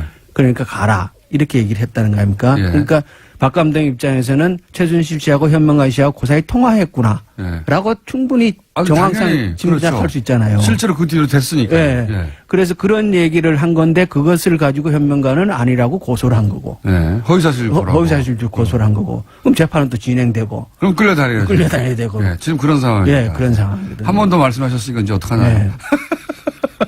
방송에 나와서. 저희 인터뷰가 저희가 그 다른 코너를 먹고 들어가가지고 네. 뒷이야기가 많은데 그건 최소한 한 번 더는 나오셔야 되겠고요. 감독님 정말로 안 나오실 예, 겁니까? 저는 더 이상 못 나오고. 예. 자, 너무 많이 당해가지고. 출연료를 이제 좀 올려드려야. 아니 아마도 그런 기억도 있는 것 같아요. 인터뷰 했던데 그거 가지고 막 고소고발 들어오고 하니까 그렇죠. 불이익당하고 아무도 네. 안 도와주고 그러니까 그런 걱정도 있으신 것 같은데 의원님과 같이 오신 거 아닙니까? 너무 걱정하지 마십시오. 예. 아, 저도 고소당했어요. 최순실 게이트 그 마사 이거 하다가 2건 고소당해가지고. 뭐, 네. 국회의원님도 별로 힘 없더라고요. 자, 오늘은 시간을 길게 했는데 한 3가지 정도 듣고 가능하면 저희가 다시 시간을 마련해 보도록 하겠습니다. 자, 그러면 박정 전 마사회 감독님 그리고 김현건 의원님이었고요. 조만간 꼭 시간을 마련하겠습니다. 감사합니다. 예, 고맙습니다. 크랜 다스의 개주 안원구 개주 나오셨습니다. 안녕하십니까? 예, 안녕하십니까. 마무리 단계입니까 이제? 예, 지금 이제 그 주가 평가만 끝나면 이제 아하. 곧 이제 평가 끝나면 저희들이 그 공고가 나올 때 네. 저희들이 살 수 있도록 지금 거의 준비가 완료돼 가고 홈페이지는 지금 홈페이지도 다음 주 초에 다음 주 완료. 예, 완료가 됩니다. 법률 검토도 거의 다 됐습니다. 거의 완료. 그 주가 감정가가 나오면 이제 개시. 예. 작전 개시. 야. 다음 주 주초 홈페이지 주소가 어떻게 됩니까? 홈페이지 주소가 지금 저희 코너하고 이름이 똑같습니다. 쇼미더머니. 쇼미더머니 점 뭡니까? OR.KR. KR. 예. 뭐 그렇게. 쇼미더머니.or.kr. 예. 아직은 준비 중이고 다음 주 주초면 열릴 것이다. 네. 예. 그러면 다음 주 주초에 월요일이나 이럴 때 나오셨을 때, 예. 예, 그때 한번 다시 구체적인 시간을 제가 안내를 하고 알겠습니다. 오픈을 하겠습니다. 그리고 지금 이렇게 이제 저희가 사실 벌써 6개월을 했어요. 이 코너를. 이러니 저러니 해도, 예. 그때 초반만 하더라도 방송 들으면 좀 많은 분들이 졸린다고. 아, 그렇습니까? 그래서 번개, 천둥도 준비했지 않습니까? 네. 6개월 동안 하다 보니까 그리고 이런 이제 프렌 다스에게 예. 또 프로젝트도 발동 거의 직전이다 보니까 이제 제보 같은 것도 오지 않습니까 좀? 예, 이제 제보가 많이 오고 있고요. 유의미한 제보들이 지금 많이 오고 있습니다. 제보도 저도 제보를 참 많이 받아봤는데 예. 제보 중에 한 90%는 본인만 중요하다고 생각하는 그럴 제보가 수도 많거든요. 있죠. 예. 실제 이거 더 파보면 뭐 나온다고 하는 제보는 10% 미만인데 요즘은 좀 의미 있는 제보들이 있습니다. 그렇습니다. 일부는 어디 가서 할소해놨는데 잘 못 알아듣더라. 네, 그런 제보도 많아요. 예. 네. 그래서 이제 만났더니 속이 시원하다. 근데 내용을 보니까 상당히 중요한 제보들이에요. 그게 이제 제보들이 전문 영역에서 와가지고 그렇습니다. 그 제보가 중요한 게 와도 중요한지 모르는 경우도 많거든요. 그렇습니다. 이번에, 그러니까, 근데 이제 청장님은 이쪽을 잘 아시니까 돈과 관련된 것들, 돈의 흐름과 관련해서 중요한 제보들이 오고 있다. 예, 이제 판이 깔려졌으니까 많은 제보들이 더 올 것 같습니다. 뭔가 터질 수도 있겠습니다. 여기서. 네. 터지기만 하면 들고 오세요. 지금도 그러니까 제보 받은 것들을 추적해 가고 계시는 거죠. 그렇습니다. 지금 사실 중요한 제보들이 지금 쌓이고 있고요. 그 필요할 때 저희들이 하나씩 꺼내놓을 생각입니다. 요즘은 그리고 종편에도 굉장히 많이 나오신다고. 여기저기서. 한두 번 나간 게 전부인데요, 사실. 한두 번이 아니라고 하는데요. 그렇습니까? 저희한테도 제보자들이 있어. 여기서 나타났다고 막 계속 제보 보고. 이분 왜 이러시냐고 뉴스공장 한번 나와야 되는데. 자, 프란 다스에게 곧 시작합니다. 그리고 이제 이명박 전 대통령 당선인 시절에 다스 비자금 처리, 수습을 직접 지시했다는 뉴스는 보도도 있었고, 요거는 제가 브리핑에서 한번 예. 정리했는데, 그거 말고 일요신문발 뉴스도 있지 않습니까? 예. 네. 이게 일요신문발 뉴스가 이제 다스 그 협력사. 네. 그러니까 다시 이야기하면 SM을 만들어준. 그러니까 SM이라 하면 그 이시영 씨가 이명박 대통령의 아들이 최초로 직접 소유한 회사. 그렇습니다. 예. 그리고 거기에 일감 몰아주기 하고 인수합병을 통해 가지고 어떻게 재산을 승계하는 거 아닌가 이런 의혹이 예. 있는 회사 SM. 예. 그 SM을 직접 만들어주고 또 SQ를 따서 현대 차에다가 납품을 할 수 있도록 해주고 SQ라는 건 현대차 납품할 수 있는 인증을 받아서 그 인증까지 받아주고 토사구팽당한 그러니까 실컷 이용당하고 버려진 그 분이 이제 직접 실명으로 자기가 나서서 인터뷰를 하기 시작한 거죠. 드디어. 예. 그 전까지는 너무 힘 있는 상대라 말 못하고 있다가 예. 어떤 인터뷰를 했습니까? 내용이 상당히 좀 심각한 내용들이 많은데요. 네. 그분 입으로 이 다스는 이명박 씨 거라고 이야기를 했더라고요. 그분이? 예. 당하면서 보니까 전부 다 내려오는 것이 절차상이나 내용적으로나 전부 다 이명박 씨 것으로 보이는 정황이 너무나 많다. 그러니까 이명박 전 대통령 아들에게 그 회사를 설립하고 SM이라는 회사를 설립하고 그런 일을 도와준 창윤산업이었던가요? 예, 창윤산업. 예. 대표가 실명으로 직접 나와서 자기의 경험을 얘기하는데 자기 겪어봤더니 다스는 이명박 전 대통령 거 맞다. 그렇습니다. 그렇지 않다면 이해할 수 없다. 이런 그런 정황들을 얘기했다는 거죠. 예, 그리고 이제 실제로 다스에서 돈을 주고 그 SM을 만들어라고 했고 그 다음에 그 기계나 이런 것도 전부 다 다스에서 내려왔다는 건데 이런 부분들은 이제 다스가 SM을 사실상 만들어주고 그 일을 한 분이 이제 창윤이라는 그 회사 사주가 했는 거죠. 그러니까 다스의 주식을 하나도 안 가지고 있는 이명박 전 대통령이 다스로 하여금 SM을 만들게 하고 그 SM은 아들에게 줬다는 거 아닙니까? 그렇습니다. 예. 그런데 그 바로 일을 해준 당사자가 자기가 그 일을 해주다 보니까 다스는 이명박 대통령 거더라. 예, 그렇죠. 라고 얘기를 한 것이고요. 그런데 그게 또 자기가 회사를 뺏어갈 때 왜 뺏겼냐고 하는 분이 이동형 씨라고 이상은 씨 아들이 있지 않습니까? 네네. 그분이 공장을 뺏겼다고 하니까 이동영 씨가 왜 뺏겼냐고 오히려 버티지. 그분도 지금 아마 이명박 씨한테는 자기 삼촌 되죠. 그분한테 불만이 많겠죠. 그렇죠. 주식은 실제 본인의 아버지 이명박 전 대통령 형한테 주식은 있지만 우리가 이제 의혹을 가지기로는 그분은 실소유주가 아닐 수 있다라고 의혹을 가지고 있는데 그 아들이 그거 왜 실컷 만들어주고 이명박 대통령 일가에게 그 회사 뺏겼냐고. 그렇습니다. 불만이 있는 거죠, 속으로는. 상당한 불만이 있는 걸로 보입니다. 사실은 이거는 정말 재무제표상 혹은 우리 주식 등기부등본상 그 회사의 주인은 자기 아버지인데. 그렇죠. 그러면 자기가 마음대로 할 수 있어야 되는데 자기는 아무것도 마음대로 못한다는 얘기이기도 합니다. 그때 아까 보면 비자금 사건 해결해주고 겨우 직장을 얻었던 분이니까. 그렇죠. 예.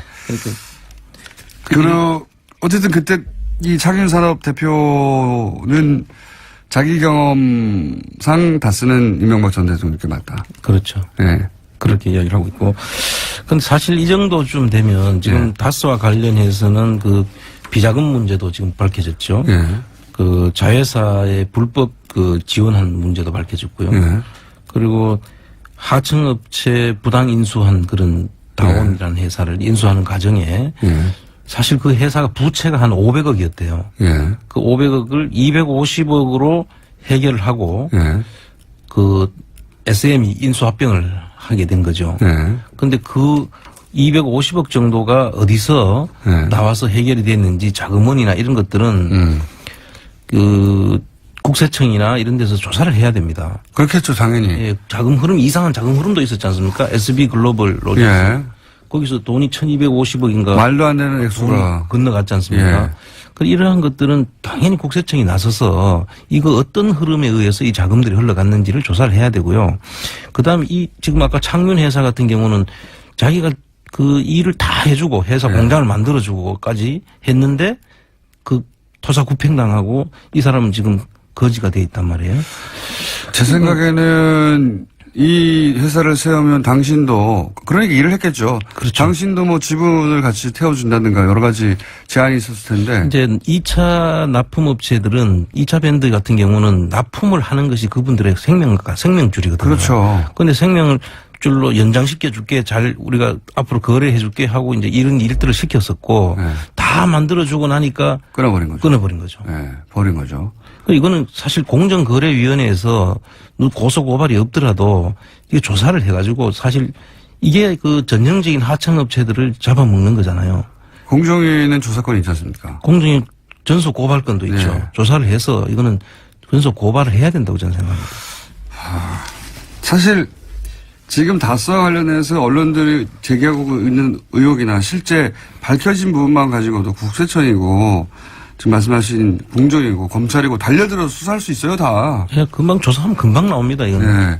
오히려 이명박 전 대통령이 전 대통령이라는 이유로 해서 지금 다 지연되고 혹은 못하고 있는 거죠. 잘. 그렇습니다. 본인들은 억울하게 당한다고 주장하는데 거꾸로예요. 네. 일반적인 경우라면 이거 벌써 끝장났죠. 끝났죠. 끝장났습니다. 예, 끝장났는데 그런 게 당하는 게 아니고 사실은 전 대통령이라는 이유로 계속해서 이런 것들이 지연되고 있는 겁니다. 제대로 그렇습니다. 못하고. 예. 자, 그러면 오늘 시간을 앞에, 승마.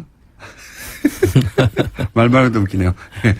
마사의 전 박정훈 감독님 나오셔가지고 시간을 좀 잡아먹어서 시간 좀 짧습니다만 요즘 다스 관련 뉴스들이 지금 많이 보도되고 있는데 지금 방금 얘기한 JTBC도 그렇고 이게 이제 안원구 청장님의 소스들이 많아요. 예. 예.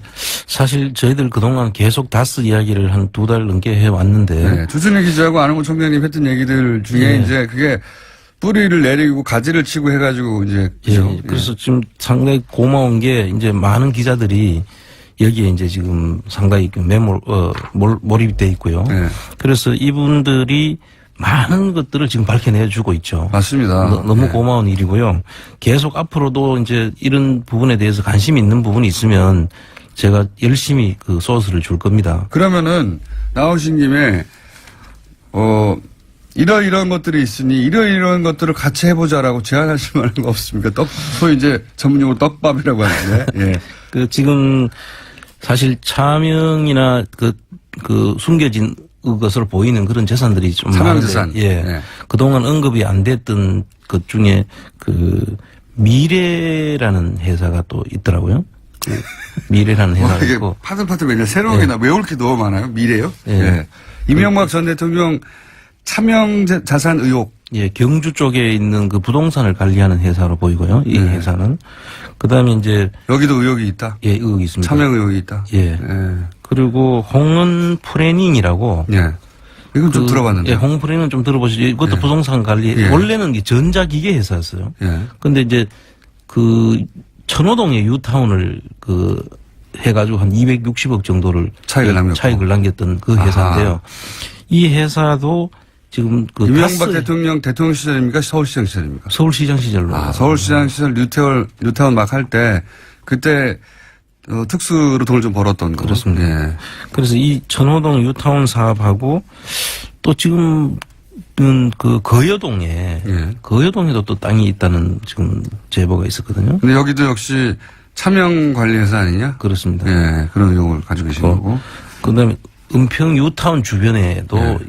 제보 있다는 이야기고 내곡동 옛날 사저지라고 했던 그 네네, 지역 있지 내곡동. 않습니까? 예, 특공같이 그건 했었는데. 별도로 한번 나중에 다시 해야 되지만 그 부분에 대해서도 지금 그 주변에 예. 땅들이 좀 많이 있다는 그런 제보가 있고 이명박 전 대통령 소유인 거 아닌가, 차명 소유하는 것인데 숨겨진 거 아닌가 이런 의혹이 있는 땅들이 있다는 거죠. 예. 예. 그 다음에 이제 저 경주 포항 간 그 고속도로 그 주변에 땅들도 지금 너무 많잖아요. 이게 할 게 너무 많은데 어쨌든 이런 의혹들과 이제 그런 의혹을 가지는 여러 가지 합리적 근거들이 있는데 안 청장님 혼자서 다 이걸 하긴 너무 힘에 붙이고 예. 제가 이거 할 수 있는 일들이 아니죠, 사실은. 예. 저 우리 많은 기자분들이 사실 저희들하고 오랫동안 협력을 해오면서 예.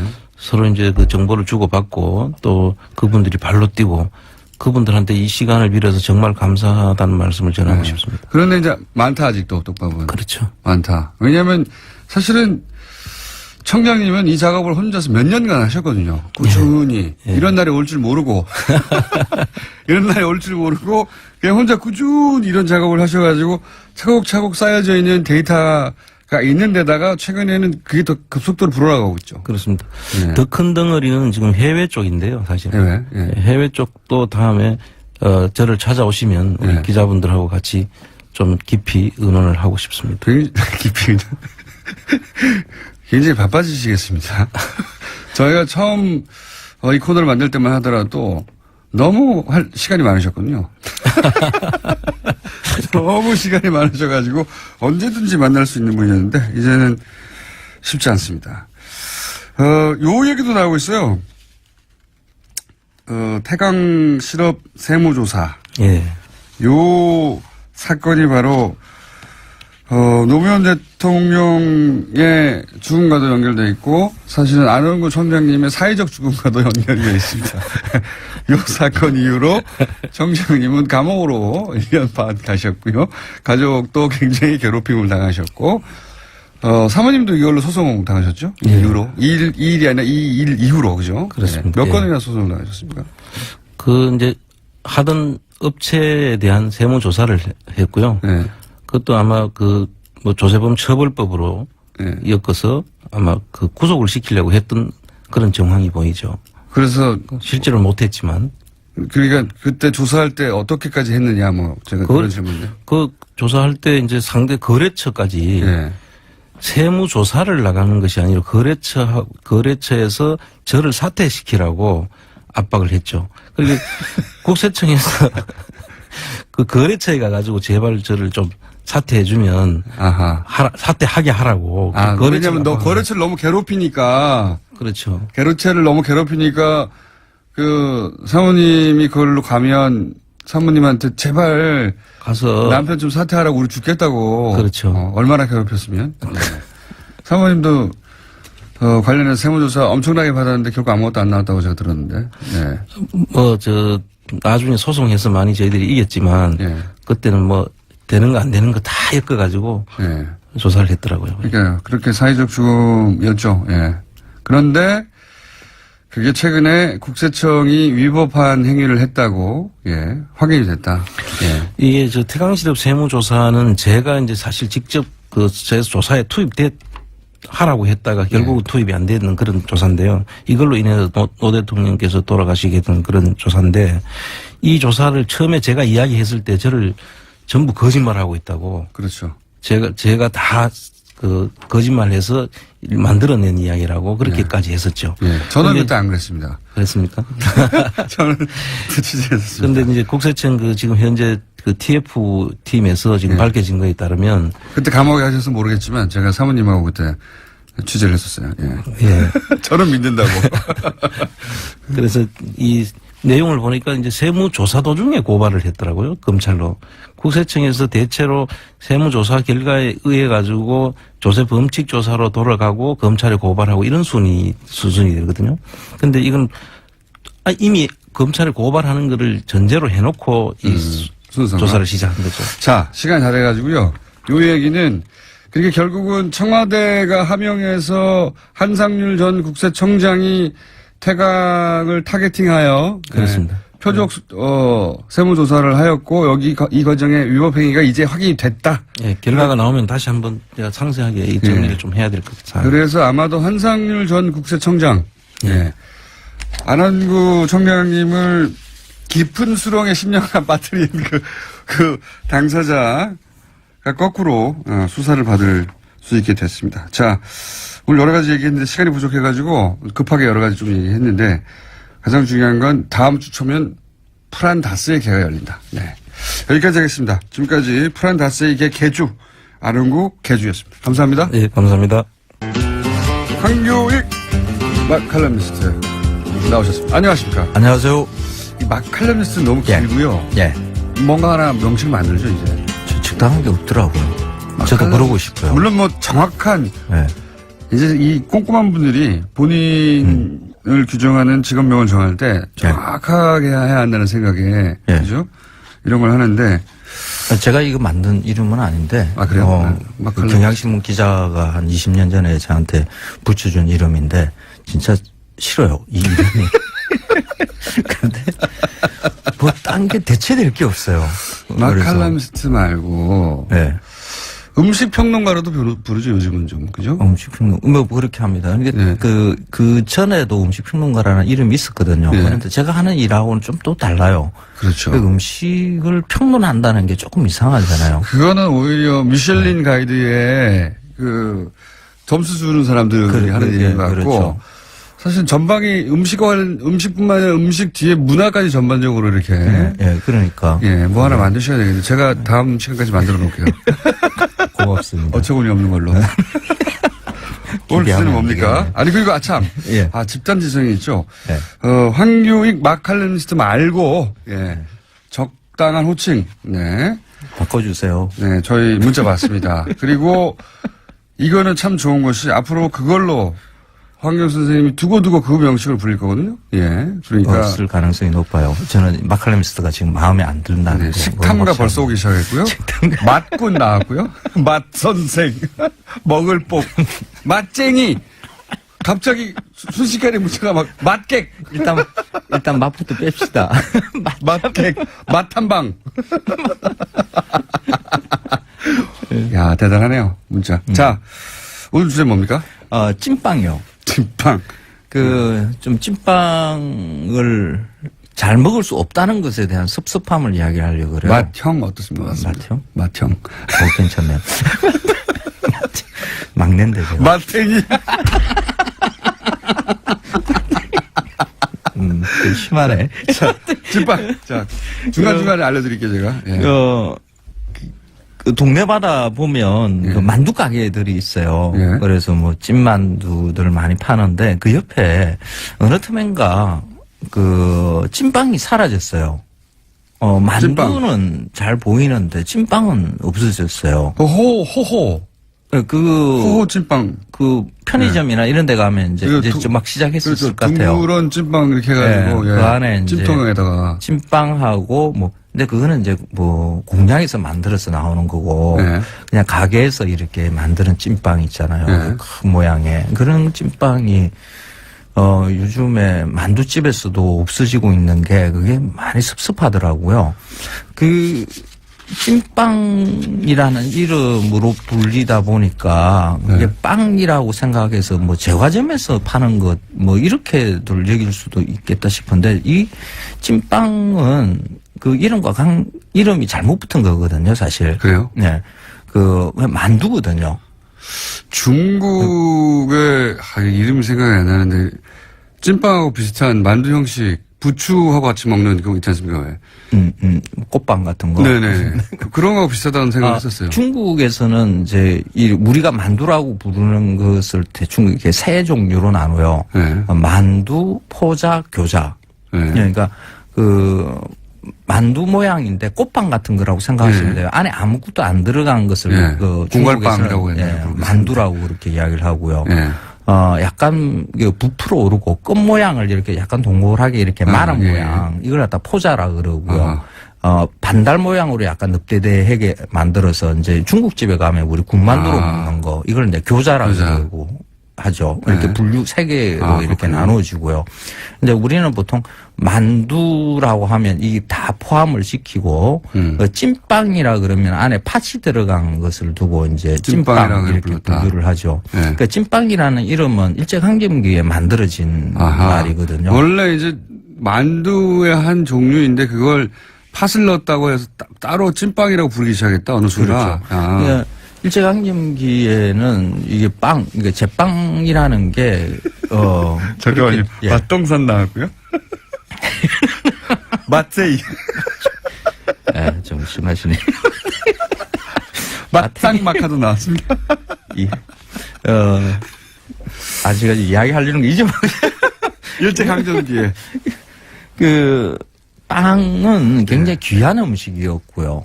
가격도 비쌌죠. 그래서 빵을 먹을 수 있는 계층은 그렇게 많지 못했고요. 그러니까 그래서 돈이 오히려 있는 사람들이나 먹을 수 있었던 거죠. 그래서 오히려 이름에다 빵을 붙여버린 건가요? 그렇죠. 그래서 팥이 들어간 그리고 이제 일제강점기에 만들어지는 단팥빵하고 그 안에 팥소가 들어가는 건 이제 비슷하니까 이거 구운 것은 아니지만 단팥빵하고 비슷하다는 이런 생각으로 찐빵이라는 이런 말을 만들어낸 거죠. 호빵은 그럼 어떻게 된 겁니까? 호빵은 그 제빵 회사가 만들어낸 이름이다. 상품명이라고 이렇게 봐야 호빵이 더 되겠죠. 좋아요, 근데요. 호빵이라는 이름도 괜찮기는 하고. 제록스 같은 거하고 비슷하군요. 그런데 이거는 브랜드가 그 이름이 되어버린. 계열로 보자 그러면 만두라고 볼 수가 있다. 안에 팥이 들어갔을 뿐이다. 팥만두다. 그렇죠. 팥만두인 거죠. 근데 이 찐빵이라는 이름이 그 조선 시대에서는 좀 또 다르게 불려요. 상화라는 이름으로 불리거든요. 그런 찐빵 같은 빵이 있긴 있었군요. 네, 그때. 있었어요. 근데 그때 조선에서는 이제 밀이 흔하지 않으니까 메밀가루를 가지고 팥소 모양을 만들어서 이제 팥소를 안에 이렇게 넣어서 만든 그 지금으로 보자면 메밀찐빵이라고 부르는 게 적합하겠네요. 그런 것을 두고 혀왕 맞습니다. 혀왕. 참. 주방 삼촌 어때? 주방 삼촌. 좀 좋은 거 붙여주세요. 상화라는 이름으로 이렇게 기록이 돼 있는 게 있어요. 상화. 그 고려 시대의 고려 가요 중에 쌍화점이라는 게 있잖아요. 쌍화점에 갔더니 회아비가 내 손을 잡더이다 뭐 이러면서 나오는 그 고려 가요의 쌍화점에 쌍화가 진짜 항상 놀라는 것은 그리고 참 이게 3D 직종이라고 생각하는 것은 호빵 얘기하다가 고려가요도 뒤져봐야 된다는 게 이게 보통 일이 아니거든요. 근데 사람들이 물어볼 수도 있고, 그렇죠. 그리고 또 개인적인 호기심도 있고 시작하면 멈출 수가 없는 거 아닙니까? 그렇죠. 끝을 봐야 되는 계속 거니까. 이렇게 왜 우리가 어떻게 보면 팥만두라고 할 수 있는 것을 이렇게 그 찐빵이라고 했는가? 그리고 그 찐빵이 옛날에 우리가 부르던 이름이 있었을 텐데 이 음식이 그 중국에서 영향을 많이 받기는 했지만은 그렇게 중국 것만은 아니다. 우리 옛날의 것도 있었을 것이다. 있었을 것이니까 뭐 찾다 보면 그렇죠. 그 고소도 뒤져보기도 그렇죠. 하고. 근데 그 흔적이 상화라는 그 이름의 흔적이 그 제주도에 남아 있어요. 그 제주도 가면 그 보리빵이라고 이렇게 사 드시는 빵이 있을 거예요. 보리 가루를 반죽해서 부풀려서 그 안에 이제 팥소를 넣는 것인데 이걸 빵이라고 부르지만은 그 제주 분들은 오래 전부터 이것을 상해라고 불렀거든요. 상해. 그 상해는 상화의 다른 말이라고 할 수가 있습니다. 그래서 죄송합니다. 혀르가 지금 나왔고요. 혀설자 나왔습니다. 혀와 해설자 합쳐가지고 혀설자. 이분들이 진짜 갑자기 몇백 개. 이거 안 되겠네요. 이거 이제 김우준의 수준에 맞춰지는 그 효준 나왔습니다. 효준. 청취자분들의 수준이 나와요. 효준. 그 김우중 같은 분들이 다 이거 현장금 다. 좀 품격 있는 분들 이 라디오 안 들으시는가요? 네, 문자가 너무 많이 와가지고 지금 자 혀장금도 좋고 혀설자도 다 좋은데 시간이 다 됐어요. 그래, 하여간 문제는 이겁니다. 찐빵도 만두와 같은 계열이니까 만두 가게 찐빵 만두만 하지 마시고 찐빵 참 좋아하거든요. 그래서 황교익 씨였습니다. 하실 수는 좋겠다. 안녕.